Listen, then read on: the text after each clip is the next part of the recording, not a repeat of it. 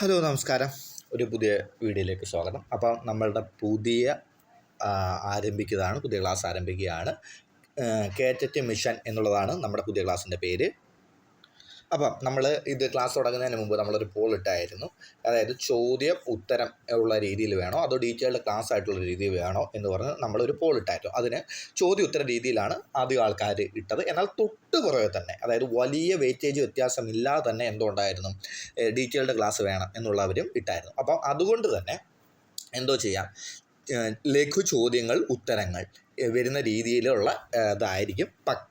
പക്ഷേ ഒരു മേഖലയിൽപ്പെട്ട എല്ലാ ചോദ്യങ്ങളും എടുത്തുള്ള രീതിയായിരിക്കും പറയുന്നത്. അതായത് ഡീറ്റെയിൽഡ് ക്ലാസ്സിൻ്റെ അതേ എഫക്റ്റ് കിട്ടുന്ന ചോദ്യോത്തര സ്റ്റൈലായിരിക്കും നമ്മൾ ഫോളോ ചെയ്യാൻ പോകുന്നത്. അതായത് രണ്ട് അഭിപ്രായങ്ങളും വലിയ വെയിറ്റേജ് വ്യത്യാസം ഇല്ലാത്തത് കൊണ്ട് ചെയ്ത രീതിയാണിത്. ഇനി ഏത് വിഷയത്തിനാണ് കൂടുതൽ വെയിറ്റേജ് കൊടുക്കേണ്ടത് എന്ന് പറഞ്ഞ് ഒരു പോൾ ഇട്ടായിരുന്നു. അതിന് സൈക്കോളജിയാണ്, രണ്ടാമത് മാത്സ് ആണ്.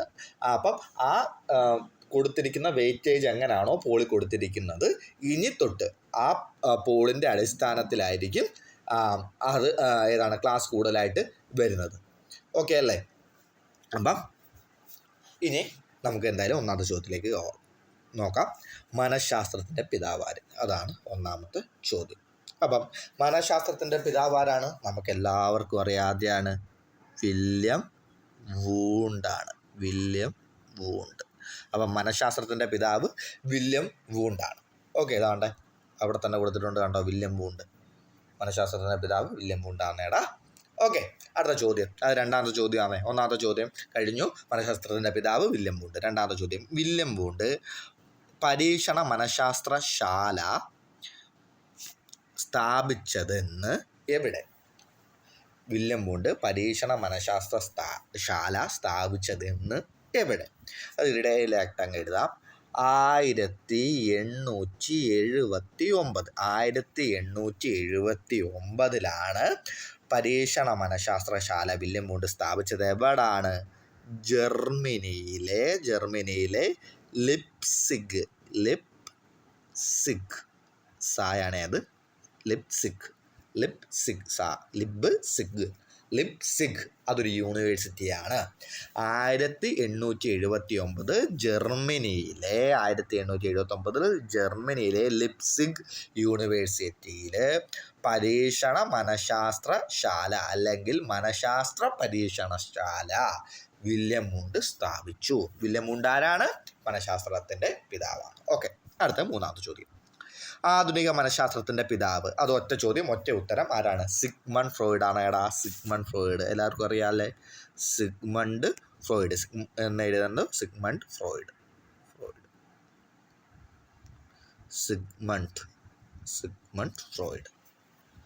ഓക്കെ, അതിനകത്ത് ബാക്കി സിഗ്മണ്ട് ഫ്രോയിഡിൻ്റെ കാര്യങ്ങൾ വരുന്നുണ്ട്, നമ്മളിപ്പോൾ അതിനകത്ത് പിടിക്കുന്നില്ല. അതവിടെ ആ ചോദ്യം ഉത്തരം അത് കഴിഞ്ഞു. ഇനി അടുത്ത ചോദ്യം, നാലാമത്തെ ചോദ്യം. സൈക്കേ എന്ന വാക്കിൻ്റെ അർത്ഥം. സൈക്കോളജി, നീ ഇത് പറയുന്നതിന് മുമ്പ് പറഞ്ഞുതരാം. സൈക്കോളജി എങ്ങനെയാടാ? സൈക്കേയും അതിൻ്റെ കൂടെ ലോഗോസ്, LOGOES, സൈക്കോയും ലോഗോസ്, ഈ രണ്ട് വാക്കുകൾ ചേർന്നാണ് ഏത് സൈക്കോളജി എന്ന വാക്കുണ്ടായത്. അപ്പോൾ അതിനകത്ത് സൈക്കേ എന്ന വാക്കിൻ്റെ അർത്ഥമാണ് ചോദിച്ചിരിക്കുന്നത്. അപ്പോൾ സൈക്കേ എന്ന വാക്കിൻ്റെ അർത്ഥം എന്തുവാ? സൈക്കേ എന്നാൽ ആത്മാവ്. സൈക്കേ എന്നാൽ എന്താണ്? ആത്മാവ്. ലോഗോസ് എന്നാൽ അറിവ് എന്നാണ് കേട്ടോ. ലോഗോസ് എന്നാൽ എന്താണ്? ലോഗോസ് എന്ന് കഴിഞ്ഞാൽ അറിവ്, പഠനം അല്ലെങ്കിൽ ശാസ്ത്രം, അങ്ങനെ 2-3 വാക്കുകളാണ് പ്രധാനമായിട്ട് പറയുന്നത്. അതിനകത്ത് മെയിനായിട്ട് ലോഗോസ് എന്നാൽ അറിവ് എന്ന് തന്നെയാണ് നമ്മൾ ഉപയോഗിക്കുന്നത്. ഇനി അടുത്ത ചോദ്യം, സൈക്കോളജി ഏത് ഭാഷയിൽ നിന്നുള്ള വാക്കാണ്? സൈക്കോളജി അല്ലെങ്കിൽ മനഃശാസ്ത്രത്തിൻ്റെ ഇംഗ്ലീഷ് ഭാഷയായ സൈക്കോളജി ഏത് ഭാഷയിൽ നിന്നുള്ള വാക്കാണ്? ഗ്രീക്ക് ആണ്. ഗ്രീക്ക് ഭാഷയിൽ നിന്നുള്ള വാക്കാണ് ഏത്? സൈക്കോളജി. ഓക്കെ, അതിനകത്ത് പിന്നെ വേറെ അർത്ഥമൊന്നുമില്ല, എക്സ്പ്ലനേഷൻ്റെ ആവശ്യമൊന്നുമില്ല. അടുത്ത ആറാമത്തെ ചോദ്യം, മനഃശാസ്ത്രത്തെ ആത്മാവിൻ്റെ ശാസ്ത്രം എന്ന് പറഞ്ഞതാര്? അപ്പം മനഃശാസ്ത്രം ആദ്യം എന്തിൻ്റെ ശാസ്ത്രം എന്നാണ് അറിയപ്പെട്ടത്? ആത്മാവിൻ്റെ ശാസ്ത്രം എന്നാണ് അറിയപ്പെട്ടത്. ഓക്കെ, അങ്ങനെ മനഃശാസ്ത്രത്തെ ആത്മാവിൻ്റെ ശാസ്ത്രം എന്ന് പറഞ്ഞത് ആരെന്നാണോ ആരൊക്കെ എന്ന് വരുമ്പോൾ എത്ര പേര് കാണും? ഒന്നിൽ കൂടുതൽ ആൾക്കാർ കാണും. ഒന്നാമത്തെ ആള് ഏതാണ്? അരിസ്റ്റോട്ടിൽ. ഒന്നാമത്തെ ആളാരാ? അരിസ്റ്റോട്ടിൽ. രണ്ടാമത്തെ ആള് പ്ലേറ്റോ.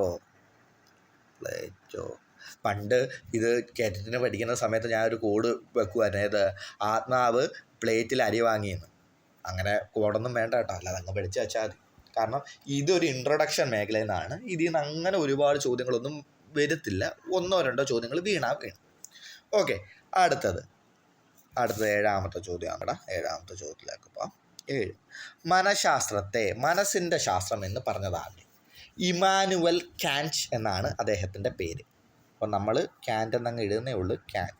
കാന്റ് അല്ലെങ്കിൽ ഇമാനുവൽ കാന്റ് എന്നാണ് അദ്ദേഹത്തിൻ്റെ മുഴുവൻ പേര്. ഇമാനുവൽ കാന്റ് അല്ലെങ്കിൽ കാന്റ്. ഓക്കെ, അപ്പം ആദ്യം എന്തിൻ്റെ ശാസ്ത്രം എന്നാ മനഃശാസ്ത്രത്തെ അറിയപ്പെട്ടത്? ആത്മാവിൻ്റെ ശാസ്ത്രം. പിന്നീട് ഇപ്പം അത് എന്തായിട്ടടാ? മനസ്സിൻ്റെ ശാസ്ത്രമായി. ഓക്കെ, അപ്പോൾ ഈ ആത്മാവ് എന്തെന്ന് എക്സ്പ്ലെയിൻ ചെയ്യാൻ കഴിയാത്തത് കൊണ്ട് പിന്നെ പറഞ്ഞു മനസ്സിൻ്റെ ശാസ്ത്രമാണ്. അപ്പോൾ മനസ്സെന്താ? ആ മനസ്സിനെ എക്സ്പ്ലെയിൻ ചെയ്യാൻ കഴിഞ്ഞില്ല. അപ്പം പുതിയ ചോദ്യം നമുക്ക് അവിടെ നോക്കാം. 8ാമത്തെ ചോദ്യം. മനഃശാസ്ത്രത്തെ ബോധത്തിൻ്റെ ശാസ്ത്രം എന്ന് പറഞ്ഞതാര്? അപ്പം ആദ്യം ആത്മാവ് വന്നു, പിന്നെ മനസ്സ് വന്നു, പിന്നെ ഇപ്പം ബോധം വരുന്നു. ആത്മാവിനെ ബോധത്തിൻ്റെ ശാസ്ത്രം എന്ന് പറഞ്ഞത് അത് 2 പേരാണ്. 2 വില്യമുകളാ. ഒന്ന് വില്യം വൂണ്ട് നമ്മുടെ മനഃശാസ്ത്രത്തിൻ്റെ പിതാവ്. മറ്റൊരാൾ വില്യം ജെയിംസ്. അപ്പം വില്യം വൂണ്ടും വില്യം ജെയിംസുമാണ് ഇത് മനഃശാസ്ത്രത്തെ ബോധത്തിൻ്റെ ശാസ്ത്രം എന്ന് പറഞ്ഞത്. അല്ലെങ്കിൽ ചിലയിടത്ത് ബോധതത്വത്തിൻ്റെ ശാസ്ത്രം എന്നൊക്കെ പറഞ്ഞ് വരും. എന്തായാലും അതിനകത്ത് ഈ ബോധവുമായിട്ട് ബന്ധപ്പെട്ടൊരു വാക്ക് കാണും. ഓക്കെ, അപ്പം ആദ്യം എന്തായി? ആത്മാവായി. പിന്നെ എന്തായി? മനസ്സായി. ഇപ്പം എന്തായി? ബോധമായി. ഈ ബോധവും എന്തെന്ന് കൃത്യമായി എക്സ്പ്ലെയിൻ ചെയ്യാൻ ഇവർക്ക് കഴിഞ്ഞില്ല. അപ്പം അടുത്ത ചോദ്യം, അവിടുന്ന് അടുത്ത ചോദ്യത്തിലേക്ക് പോവാം. നമ്മുടെ 9ാമത്തെ ചോദ്യം. മനഃശാസ്ത്രത്തെ വ്യവഹാരത്തിൻ്റെ ശാസ്ത്രം എന്ന് പറഞ്ഞതാര്? മനഃശാസ്ത്രത്തെ വ്യവഹാരത്തിൻ്റെ ശാസ്ത്രം എന്ന് പറഞ്ഞതാര്? വ്യവഹാരവാദത്തിൻ്റെ ഒരു വക്താവുണ്ട് മക്കളെ. അയാളുടെ പേരാണ് ജെ.ബി. വാട്സൺ. ഇപ്പം ഇതങ്ങ് പഠിക്കുക. വ്യവഹാര ശാസ്ത്രം എന്ത്, വ്യവഹാരം വാദം എന്ത്, അതെല്ലാം നമുക്ക് വരും പോകണം. ഇപ്പം മനസ്സിനെ വ്യവഹാരത്തിൻ്റെ ശാസ്ത്രം അല്ലെങ്കിൽ വ്യവഹാരത്തിൻ്റെ ആന്തരിക ഫലങ്ങളാണ് മനഃശാസ്ത്രം എന്ന് പറഞ്ഞ വ്യക്തി ആരാണ്? ജെ.ബി. വാട്സൺ. ഓക്കെ, ആദ്യം ആത്മാവ് വന്നു, പിന്നെ മനസ്സ് വന്നു, പിന്നെ ബോധം വന്നു, ഇപ്പം എന്തോ വന്നു? വ്യവഹാരം വന്നു. ഓക്കെ, അവിടം വരെ ഇരിക്കട്ടെ. ഇനി നമുക്ക് ഇന്നത്തെ 10ാമത്തെ ചോദ്യം. മനഃശാസ്ത്രത്തിന് അതിൻ്റെ ആത്മാവ് നഷ്ടപ്പെട്ടു, പിന്നെ അതിൻ്റെ മനസ്സ് നഷ്ടപ്പെട്ടു. പിന്നെ എന്നാണ് എഴുതിയിരിക്കുന്നത്. ഇവിടെ പിന്നെ നല്ല വരേണ്ട. ഇപ്പോൾ അതിന് ബോധമില്ലാതെയായി. ഇപ്പോൾ എന്തോ ഒരു വ്യവഹാരമുണ്ട് എന്ന് പറഞ്ഞതാര്? ആദ്യം മനസ്സ്, പിന്നെ ആദ്യം ആത്മാവ് പോയി, പിന്നെ മനസ്സ് പോയി, പിന്നെ ബോധം പോയി, ഇപ്പോൾ എന്തോ ഒരു വ്യവഹാരമുണ്ട്.